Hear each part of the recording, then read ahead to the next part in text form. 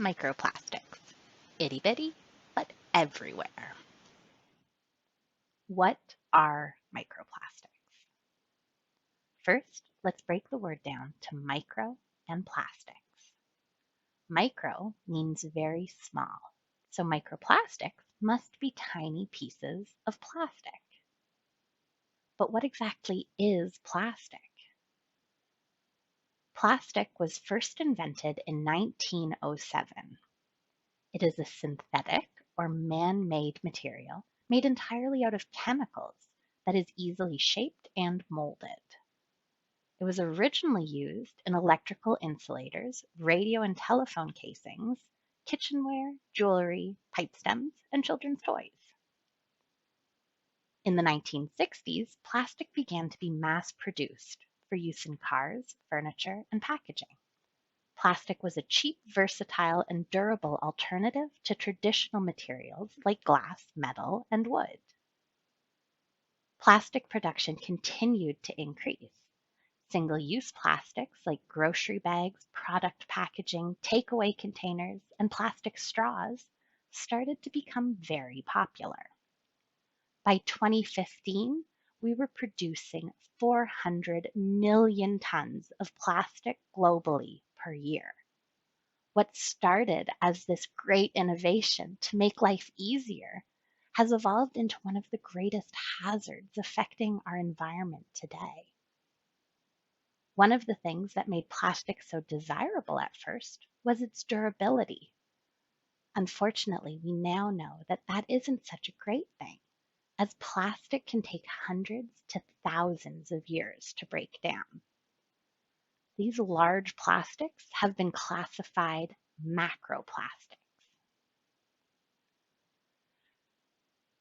Every single toothbrush, plastic cup, or diaper that you and everyone else on Earth has ever used still exists today. Now, what are microplastics? These tiny pollutants were first described in 2004 and include all types of plastic 5 millimeters or less in size. Some microplastics are created as larger, hard plastics break down. These are called fragments. But fragments aren't the only type of microplastics. Other microplastics are foam, which comes from things like coffee cups and takeaway containers, film, that comes from the breakdown of plastic bags. Nurdles are tiny plastic pellets produced to be used in industrial manufacturing. Microbeads are tiny plastic beads that can be found in things like soaps and toothpastes. Another common type of microplastics are actually threads and fibers.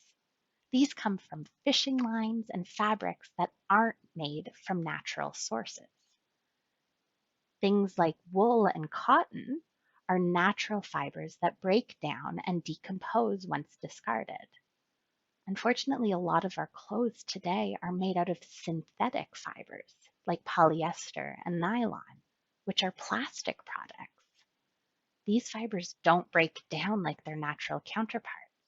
They can remain in the environment for hundreds to thousands of years. It's estimated that since 1950, 4.8 million tons of synthetic microfibers have entered ecosystems around the world.